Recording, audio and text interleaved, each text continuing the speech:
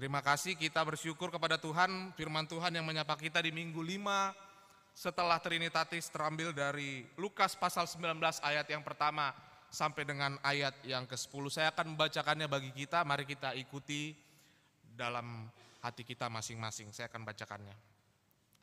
Yesus masuk ke kota Yeriko dan berjalan terus melintasi kota itu.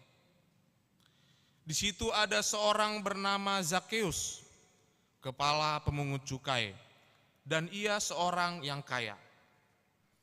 Ia berusaha untuk melihat orang apakah Yesus itu, tetapi ia tidak berhasil karena orang banyak, sebab badannya pendek. Maka berlari ia mendahului orang banyak, lalu memanjat pohon ara untuk melihat Yesus yang akan lewat di situ.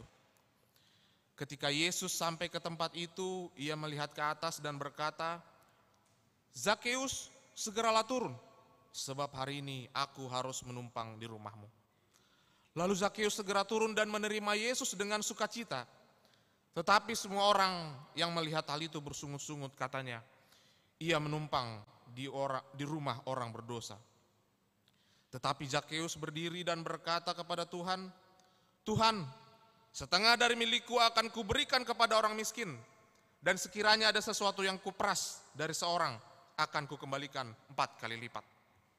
Kata Yesus kepadanya, "Hari ini telah terjadi keselamatan kepada rumah ini, karena orang ini pun anak Abraham. Sebab anak manusia datang untuk mencari dan menyelamatkan yang hilang." Demikian firman Tuhan.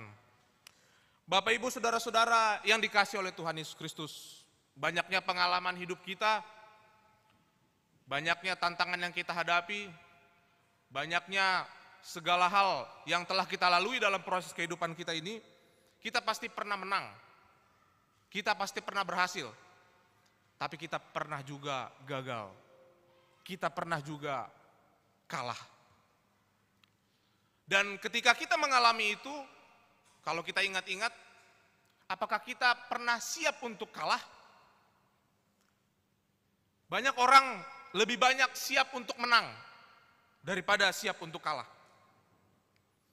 Kalau kita sudah persiapan dengan baik, misalnya kalau bersekolah, kita sudah belajar atau kita sudah mempersiapkan untuk naik jabatan, kita sudah mempersiapkan semuanya dengan baik, materi, daya, dana, tapi kita gagal.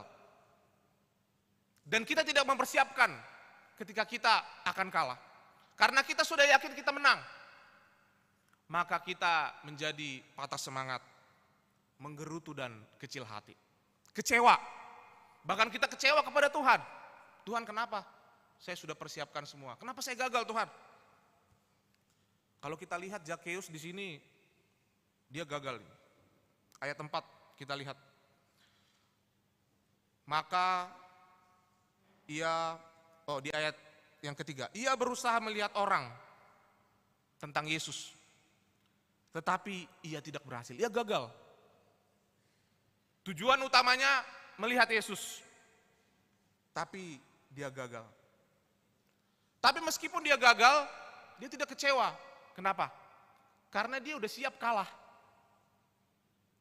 Dia tahu, mungkin saya tidak akan bertemu Yesus karena badan saya pendek dan orang-orang tidak menyukai saya.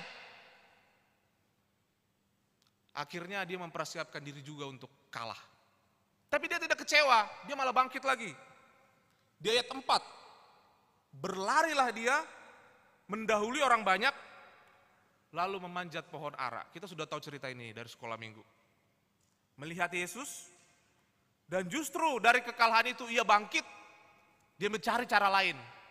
Akhirnya dia bisa melihat Yesus, meskipun hanya dari atas pohon. Hal yang ekstrim, hal yang di luar masuk akal, tidak terpikirkan, tapi bisa dia pikirkan. Bapak Ibu, mungkin kita pernah seperti itu juga. Ketika kita gagal di sini, tidak terpikir, akhirnya kita berhasil di sana. Kuliah, bidang saya IT misalnya, tentang multimedia, tetapi kok saya jadi hukum. Atau ada teman saya juga, dia kuliah pendeta teologi, tapi ujung-ujungnya dia jadi komputer, IT. Tidak disangka-sangka. Tapi seringkali kita merasa marah, kesal, kecewa, sedih. Kalau kita gagal, malah itu yang membuat kita ketika kita larut pada kegagalan itu yang semakin membuat kita down. Dan akhirnya kita menjadi patah semangat. Berapa kali Thomas Alva Edison, Bapak Ibu, gagal menciptakan bola lampu. Kalau menurut cerita, 999 kali katanya. Dan di percobaan ke-1000 dia berhasil, itu menurut cerita. Lalu seorang Mark Zuckerberg, dia adalah seorang pendiri Facebook. Kita mungkin memakai media sosial Facebook yang terbesar sekarang. Di kuliah, dia tidak dianggap, gagal akademi. Tapi di lapangan, sekarang dia orang terkaya, orang paling berhasil di dunia. Bapak Ibu, sekarang kita ingin melihat di sini, seperti dikatakan Ulangan 31 ayat 6, kuatkanlah imanmu. Kuatkan dan teguhkanlah hatimu, jangan takut dan jangan gemetar karena mereka, sebab Tuhan Allahmu dialah yang berjalan menyertai engkau. Artinya apa? Kita tidak dipengaruhi oleh dunia ini. Kita tidak dipengaruhi oleh omongan orang. Kalau kau dikatakan, badanmu kok pendek, kecil. Ya memang seperti ini, bukan berarti saya jadi kecil hati. Oh iya, badan saya pendek, badan saya kecil, saya pasti tidak punya pacar. Saya pernah begitu, Amang Inang. Kalau Amang Inang sekarang melihat saya ini kecil, pendek, dulu saya lebih kurus lagi. Sampai orang berpikir waktu saya masih calon pendeta, saya datang ke gereja itu, saya duduk di depan menunggu jemaat, lalu jemaat bilang, itu anak SMP dari mana, katanya gitu. Saya kecil hati, saya kecewa gitu. Tetapi itu tidak membuat saya patah semangat. Itu tidak mempengaruhi saya. Karena memang saya seperti itu kok. Tapi dikatakan segini, bahwa kuat dan teguhkanlah hatimu, artinya apa? Hal-hal yang dunia ini tidak akan mempengaruhi saya harus berhasil. Akhirnya saya tunjukkan. Saya memperkenalkan, oh ternyata Amang pendeta ya. Aduh, orang berpikir, aduh gereja kami ini butuh pendeta yang berwibawa loh. Gereja kami ini butuh sosok pendeta yang benar-benar luar biasa loh. Karena mereka berpikir pendeta itu harus gemuk, kan, berwibawa. Kalau saya kurus, dulu saya kurus sekali. Jadi orang ekspektasinya tinggi, tapi melihat, aduh pendeta kita kok kayak gini ya, kayak kurang makan gitu ya. Tapi saya buktikan, mereka selalu berkata itu sampai dengar ke telinga saya. Saya buktikan dengan melayani dengan baik. Artinya apa? Kita juga seperti itu. Kalau orang bilang, kamu gak akan mampu. Kalau kita iakan, kita aminkan, ya kita tidak akan mampu. Di sini dikatakan roh Allah dalam dirimu lebih besar melebihi apapun, Yohanes 4 ayat 4. Artinya Tuhan yang menemani kita, bukan orang ini, bukan orang-orang, omongan orang-orang. Lalu yang berikutnya adalah, mungkin bisa disiapkan videonya ya. Tuhan tahu kebutuhanmu. Nah, Tuhan tahu kebutuhan Zakheus di sini. Sudah ada belum videonya? Bapak Ibu, Tuhan mengetahui apa yang Bapak Ibu butuhkan sekarang. Dan kita bisa melihat dari video ini. Bisa? Ya. Sebentar.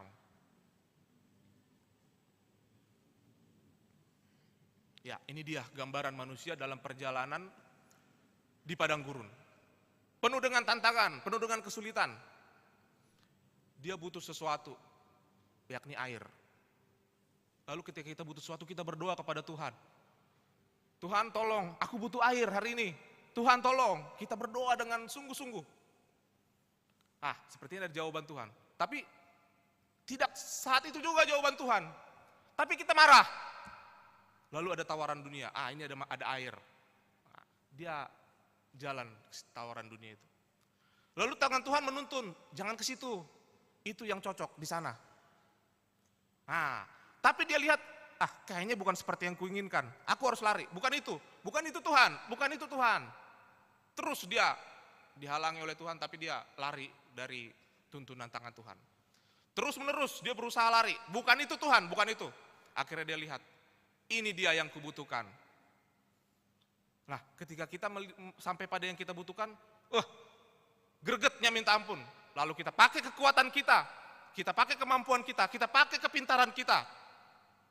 Ini yang kubutuhkan, aku bisa. Kepintaran yang dipakai, yang dimiliki manusia, dipakainya. Dan inilah kebanggaan manusia. Inilah kepintaranku. Aku berhasil menciptakan sesuatu ini. Nah, dia bangga. Tapi bukan itu kehendak Tuhan. Kalau kita lihat di video ini, ternyata di balik yang tidak kita tahu itu, ternyata ada berkat-berkat yang lebih besar lagi. Itulah tuntunan Tuhan. Tuhan tahu kebutuhanmu. Kita kembali lagi dari video itu. Tuhan tahu kebutuhanmu. Zakeus kebutuhannya itu apa, Mang Inang? Dia rindu untuk disapa. Rindu untuk ditegur. Jadi pada zaman Yahudi dahulu, pada zaman Israel, zaman Tuhan Yesus, orang yang berdosa itu tidak boleh ditegur lagi, tidak boleh disapa. Kalau dia udah ketahuan berdosa, jangan dekat-dekat. Haram hukumnya. Kalau kita dekat, berarti kita juga ikut kotor, ikut haram. Oleh karena itu dia tidak boleh, dia harus diputus hubungan dengan agamanya. Kalau dia diputus hubungan dengan agamanya, maka dia diputus hubungan dengan Tuhannya. Jadi dia tidak ada apa-apanya sekarang. Jadi kebutuhan dia sekarang adalah, saya harus disapa oleh komunitas saya. Dia tidak dapat. Kalaupun disapa oleh komunitasnya, dia pemungut cukai. Hanya hal administrasi saja, membayar pajak, hanya itu saja. Habis itu orang marungut-ungut. Bayar terus, pengkhianat kau. Hanya gitu. Jadi pertemanannya pertemanan yang semu. Jadi kalau kita lihat di sini, ternyata penting sekali. Ketika Zakeus disapa oleh Yesus, dia merasa bersuka cita. Kenapa sih orang yang disapa itu sangat penting sekali? Yang pertama adalah, ada istilah orang Jawa, mangan orang mangan ngumpul. Kalau orang Batak juga sangat senang berkumpul-kumpul. Saya 2 hari di Pontianak ini, Mang Inang, saya melihat malam-malam itu, waktu di bawah Naposo Bulung, di pinggir jalan itu, sepanjang jalan, banyak tempat nongkrong. Wah, luar biasa enak. Kayaknya saya cocok di Pontianak, saya pikir. Karena saya juga suka nongkrong. Nah, ternyata saya lihat dari tempat nongkrong itu ada interaksi, semakin memperdalam hubungan pertemanan. Di situ bisa dapat pengetahuan yang baru, dapat teman-teman yang baru. Dan karena ada sapaan yang begitu nikmat, jadi saya senang, besok saya akan ke sana lagi gitu. Nah, kita perhatikan apakah itu bisa kita dapat di gereja. Apakah ketika dia datang ke gereja pertama kali ke sini, ke HKBP Pontianak ini, besok saya mau ke gereja lagi, Pontianak aja, HKBP Pontianak aja lah gitu. Atau dia belum berpikir, sekarang di HKBP Pontianak, minggu depan di gereja lain aja lah, kayaknya kurang cocok di situ. Mungkin apakah orang berpikir seperti itu gitu? Mana yang salah gitu? Lalu kalau kita menegur orang lain, apalagi dengan senyum, apakah itu akan menyemangati orang? Kalau kita menegur orang, di sini kita ada kebiasaan nggak? Habis pulang gereja, meskipun tidak dikenal gitu kan, tapi pernah lihat, oh itu ruas Pontianak, tapi nggak kenal gitu. Tapi kita sapa, selamat hari Minggu Amang, selamat hari Minggu Inang. Apakah kita melakukan itu gitu? Atau ada orang baru, kita hanya diamkan gitu. Kebutuhan orang untuk disapa.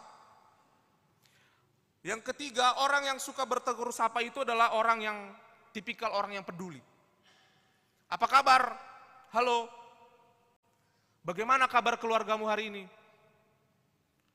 Saya kira mudah-mudahan dan pasti di HKBP Pontianak tidak seperti itu. Tapi kalau saya gereja HKBP rata-rata, kalau saya lagi tidak bertugas, saya jadi jemaat biasa, saya datang ke gereja HKBP. Lalu di depan, ya selamat hari Minggu, ini kertas acaranya, ini amplopnya, udah baru masuk. Habis itu saya bingung mau masuk duduk di mana, karena gereja HKBP kan rata-rata kan di coupling duduknya kan. Akhirnya saya bingung, oh ya lebih aman di belakang aja supaya nggak digeser-geser, di belakang saya duduk. Lalu di samping saya ada bapak-bapak. Horas Amang, saya Panggabean. Lalu bapak-bapak jawab, hanya gitu aja. Habis itu sebentar-sebentar, ngalelek kok Panggabean? Tiba-tiba begitu. Aduh, kalau misalnya beliau mungkin sudah biasa gitu kan, pergaulan seperti itu hal yang biasa. Tapi bagaimana orang lain? Tersinggung kan? Nah, jadi apakah ada kenyamanan ketika kita hadir di tengah-tengah orang-orang di sekitar kita? Padahal orang-orang sekitar kita itu seperti Zakeus, membutuhkan keramah tamahan, membutuhkan sapaan. Nah, kalau misalnya ada orang, misalnya dia banyak masalah hari ini, lalu dia berharap di gereja lah dia menemukan solusi permasalahan itu. Tiba-tiba datang ke gereja, tidak ada yang dikenal, tidak ada yang menyapa dia. Gitu. Di rumah juga dia sendiri, banyak masalah. Dia pikir dengan datang ke gereja, saya bisa mendapatkan hal yang baru. Tapi dia melihat orang-orang di gereja, aduh, ternyata makin membuat dia bertambah dosa. Akhirnya dia pergi ke tempat lain, dia tidak lagi pergi ke gereja. Jadi sebenarnya kebutuhan orang itu adalah jika ia disapa, jika ia ditegur. Jika suami istri lagi bertengkar, lebih sakit itu didiamkan daripada beradu argumen. Beradu argumen enak, masih cat. Tapi kalau didiamkan, justru itu yang paling sakit. Apalagi kalau suami istri udah saling diam-diamkan kan, gengsi lah. Apalagi bapak-bapak, gengsi aku negor dia duluan, bukan aku yang salah kok. Datang istri, gengsi lah, dia yang salah kok. Sama-sama berpikir, dia yang salah gitu. Kadang dipakailah anaknya untuk supaya bisa berdamai gitu kan. Nah, suruh dulu bapak itu betulin kompor katanya. Disitulah mulai terbuka. Rupanya nggak mama kulingi juga kan. Akhirnya ada cerita begini ya Mang Inang. Ada suami istri tidak saling bertegur. Lalu si suami berpikir, malas aku negur-negur dia. Tapi besok pesawat pagi aku harus keluar kota. Jam 8. Berarti aku harus bangun jam 4. Dia mau bilang sama istrinya, dia tidur bersama-sama istrinya tapi nggak saling bercakap. Dia berpikir, kalau gitu kue A saja lah istri saya. Mah, besok pesawatku jam 8, bangunkan aku jam 4. Dibaca istrinya. Istrinya bangun jam 4. Lalu dibalas istrinya, Pah sudah jam 4, ayo bangun. Hanya gitu saja, akhirnya jadi terlambat dia. Nah, hal seperti itu harus kita mulai dari rumah. Pagi-pagi kita jumpa dengan keluarga kita bangun, selamat pagi Pah. Selamat pagi Ma, gimana tidurnya tadi malam?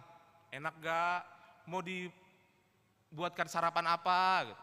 Datang bapaknya, Ma, mau saya masakkan air panas gak buat kita mandi? Nah ini biasanya rumah tangga 1-2 bulan ini. Ya kan?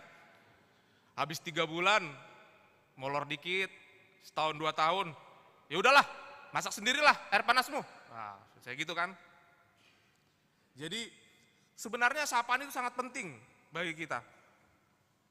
Baru yang berikutnya adalah Zakeus ketika disapa oleh Tuhan Yesus, dia bersuka cita. Oh Zakeus, dalam bahasa Batak. Dia senang. Wah, saya disapa. Saya ini kan orang berdosa. Yesus itu orang Yahudi yang menganut paham Yahudi sangat keras. Gak mungkin dia menyapa saya, itu gak mungkin. Dia hanya berpikir, udah lihat Yesus dari atas, cukup. Tetapi berkat Tuhan luar biasa Bapak Ibu. Lebih dari itu dia dapat. Disapa Tuhan Yesus, Zakeus, di situ dah luar biasa perasaan dia.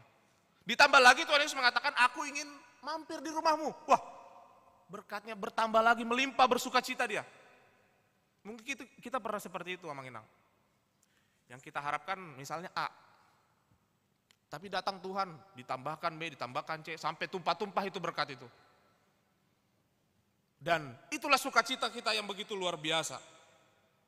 Dan kita lihat kebiasaan orang adalah ketika seperti itu bersungut-sungut. Di ayat 7 dikatakan, semua orang yang melihat hal itu bersungut-sungut, katanya ia menumpang di rumah orang berdosa. Lagi-lagi ada tantangan. Ketika kita mau bangkit, lagi-lagi ada tantangan. Ada orang yang omongin. Ketika kita agak maju sedikit, orang-orang lalu bilang, kok bisa dia maju begitu? Dari mana hebatnya dia? Paling dia bayar itu, paling dia nyogok itu. Fitnahan datang, celaan datang, makian datang. Oleh karena itu di sini kita lihat yang ingin dikatakan pada nats ini adalah jangan kita terpengaruh suasana dari luar. Orang-orang berdosa, orang-orang putus asa, rendah diri, merasa hidupnya tak berguna seperti Zakeus ini akan disokong oleh hal-hal yang memberikan semangat kepada dia. Jangan kita aminkan. Kalau Zakeus ini selama ini kan diaminkan kan. Zakeus, kau itu orang berdosa. Lalu apa kata Zakeus? Iya, memang saya orang berdosa. Zakeus, kau itu tukang peras. Iya, memang itu pekerjaan saya. Kamu mau apa? Kamu tuh pengkhianat, Zakeus. Kalau kamu bilang seperti ini akan saya buktikan kalau aku memang pengkhianat, kata Zakeus. Dia makin down, tapi makin melawan. Pernah kita begitu menegur orang yang salah kan? Makin kita tegur dia, makin dia jugul. Makin dia tidak bertobat. Pernah ada cerita lagi yang mengenang. Ada seorang bapak-bapak sudah opung-opung, ada satu borunya. Jadi bapak-bapak ini cerita waktu saya pelayanan di kampung, bapak-bapak ini kerjanya tiap harinya ke lapo. Gak jelas di lapo juga. Lalu borunya bilang, "Bapak, bertobatlah Pak, sudah tua Bapak ini." Begitu kan, kata borunya ini. Datang opung ini. "Dari muda aku, boru, sudah bertobat aku, indah." Apa maksudnya bertobat? Tobat itu, tobat nih, nah ditobai, kolam. Dari dulu aku sudah berkolam, kata gitu. Itulah jawabannya. Artinya apa? Justru semakin dia direndahkan, semakin keras kepada dia makin keras lagi untuk melawan. Artinya apa? Kita harus memberikan kata-kata yang positif, kata-kata yang semangat. Mungkin kita pernah mengalami itu. Lagi ada masalah keluarga, bertengkar. "Oh iya, Papa, mungkin Papa benar ngatain saya anak bodoh ini kepada anak. Benar Pak, saya itu bodoh Pak. Saya tidak punya masa depan. Saya memang anak yang bodoh Pak." Dia menjas dirinya jadi anak yang bodoh. Selamanya dia akan bodoh. Karena nilai jelek, "Nao atau maho?" Kita bilang gitu. Akhirnya di dalam dirinya, "Iya benar, saya orang yang bodoh." Akhirnya dia berontak. Lalu pertengkaran suami istri. "Ya Mah, mungkin Mama benar. Papa ini adalah orang pecundang yang gak bisa cari kerjaan. Gak bisa ngebahagiain kalian berdua sama anak-anak. Papa orang yang gagal." Diaminkan. "Iya, memang aku seperti mamaku. Aku tidak punya harga diri." Diaminkan semua. Padahal kalau kita keluar dari rasa rendah diri itu, maka sebenarnya semangat dari orang akan membuat kita menjadi lebih berhasil lagi. Kalau ada anak misalnya turun nilainya, "Aduh Nak, Bapak itu dulu gak pernah dapat nilai segini. Kenapa? Kok kamu bisa dapat begitu?" Kata gitu. Padahal dia gak tahu anaknya lagi ada problem. "Apa rupanya problemmu?"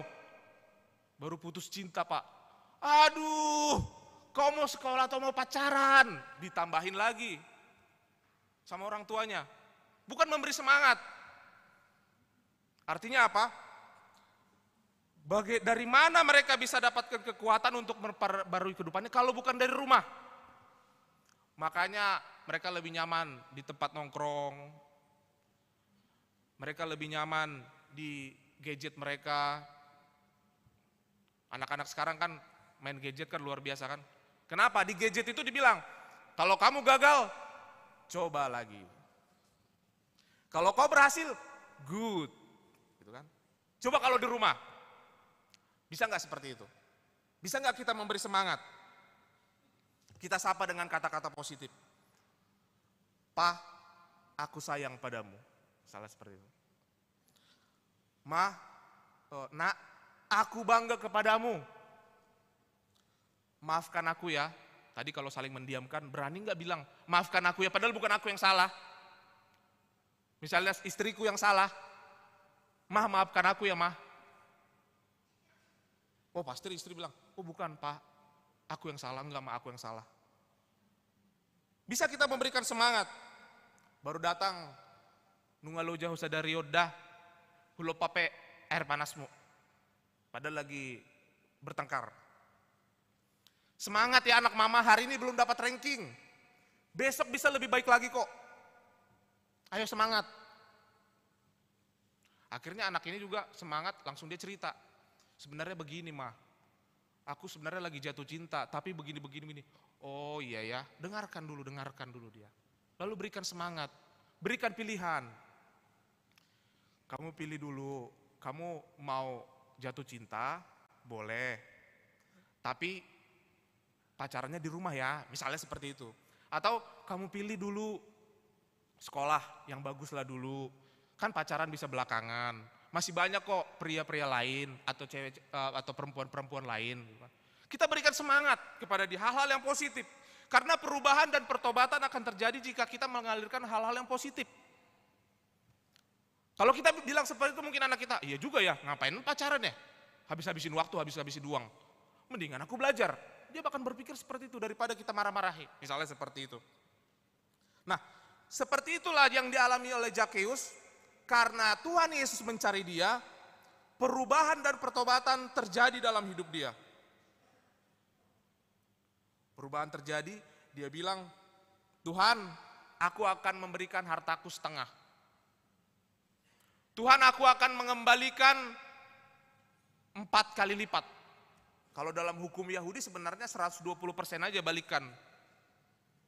Tapi si Zakheus berkomitmen 400% akan saya balikan. Kerugian mereka katanya. Membawa dampak. Artinya apa? Bisa jadi karena semangat yang kita berikan membawa dampak juga bagi orang-orang di sekitar kita. Jadi perjumpaan itu harus menjadi perjumpaan yang membawa dampak positif. Misalnya hari ini kita gereja jam 7.30, lalu orang di samping kita bersukacita, terima kasih karena engkau telah memberikanku sukacita. Coba dulu Amang Inang di sampingnya kita bilang, Tuhan Yesus memberkatimu ya. Coba Amang Inang. Tuhan Yesus memberkatimu ya.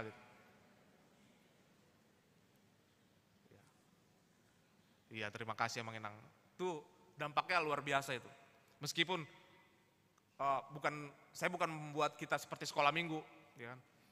Tapi dampaknya luar biasa. Saya juga sebenarnya orangnya pemalu Amang Inang. Kalau duduk gitu kan, kalau disuruh begitu, aduh malu juga. Tapi ketika ada orang di sebelah saya langsung menjabarkan tangannya, saya malu-malu kan. Kalau disuruh begitu tadi saya malu-malu itu, paling saya gini aja. Tapi di samping saya langsung jabatkan tangannya gini, wah saya langsung semangat. Artinya apa? Yang tadinya saya malu-malu, saya jadi bertobat. Gitu kan? Ada perubahan dalam diri saya dan saya menjadi bersukacita, meluap-luap semangat saya. Artinya apa? Ketika kita memberikan semangat kepada orang, orang juga menjadi meluap-luap berkatnya. Makanya di sini dikatakan Zakheus meluap-luap berkatnya dan orang-orang meluap-luap berkatnya yang harusnya dibalikan 120% menjadi 400%. Nah, bagaimana kita Amang Inang? Apakah kita memberi semangat pada orang-orang sekitar kita? Saya lihat di sini ada juga Amang Inang lansia. Kalau dalam bahasa Melayu, saya baru tahu ini bahasa Melayu ya. Lansia itu laskar tak berguna katanya gitu. Benar gak itu ya? Waduh, saya berpikir kalau kami di Bekasi itu nggak bilang begitu. Lansia itu bukan lanjut usia kami bilang. Lansia itu lanjutkan semangat kasih Allah katanya.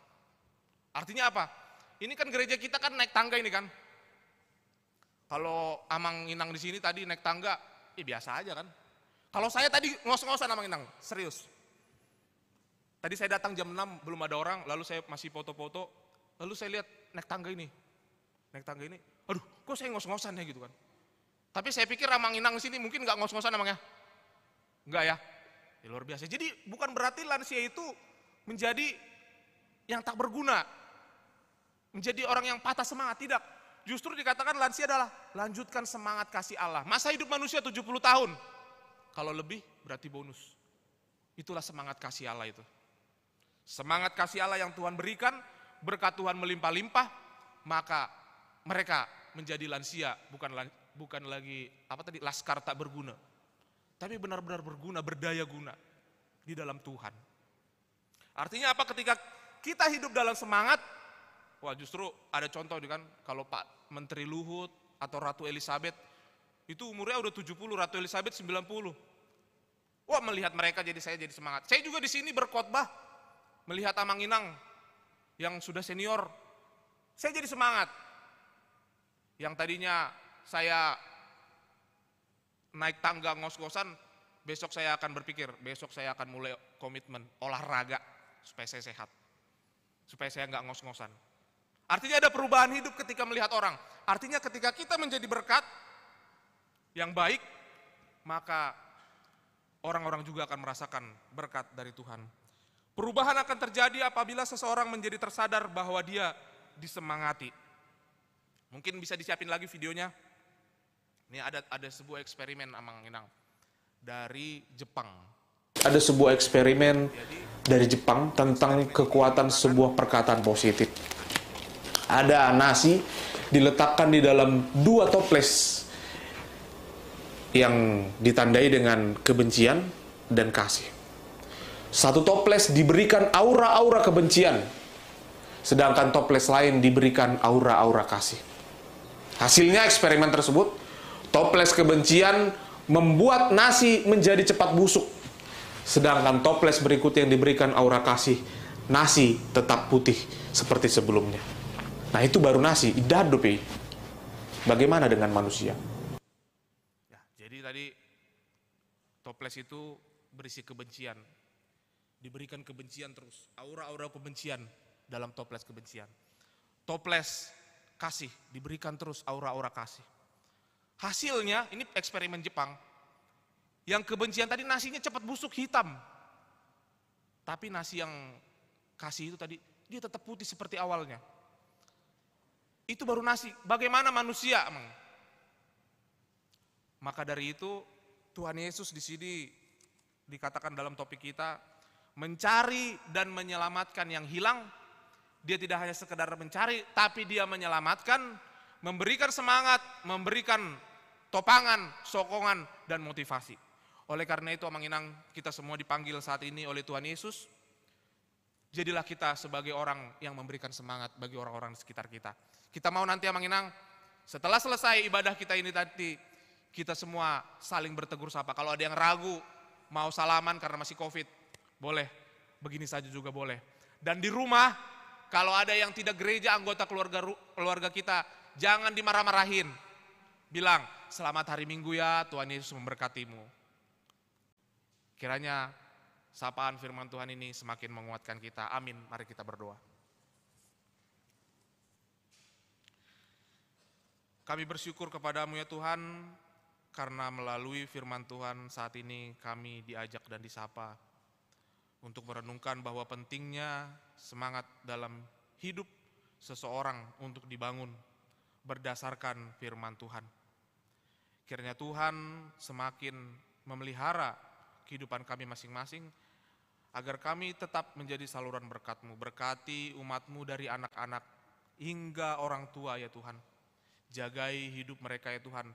Di tengah-tengah keluarga mereka pun ya Tuhan, kiranya Engkau yang menguatkan perjalanan kehidupan keluarga. Di tengah-tengah keharmonisan, di tengah-tengah masalah perekonomian, masalah sosial maupun masalah yang lainnya Tuhan. Engkau yang menjadi pegangan mereka, menjadi topangan mereka ya Tuhan.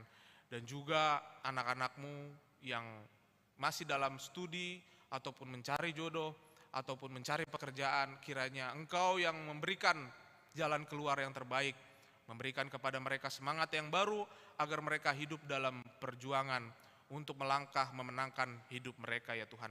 Dan juga orang tua kami yang sudah senior, kiranya Engkau yang tetap memelihara kehidupan mereka, tambahkan kebijaksanaan, karena kami masih butuh berbagai macam nasihat dan ajaran dan bimbingan dari mereka ya Tuhan, sesuai dengan pengalaman mereka selama ini bertemu dengan Engkau.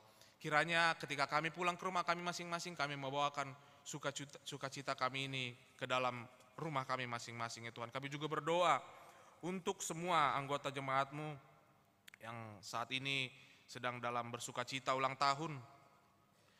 Kiranya Engkau berikan umur yang panjang, maupun jemaat-Mu yang sedang mengalami duka cita ya Tuhan, kiranya Engkau memberikan penghiburan yang sejati ya Tuhan, kepada mereka, dan juga seluruh pelayanan di HKBP Pontianak ini Tuhan kami serahkan ke dalam tangan-Mu, agar seluruh umat-Mu dapat merasakan berkat Tuhan, sukacita pelayanan yang dialami oleh parhalado, pendeta di tengah-tengah gereja ini. Berkati semua parhalado, sintua dan pendeta, agar senantiasa pelayanan berjalan dengan baik. Di dalam nama Yesus Kristus kami berdoa.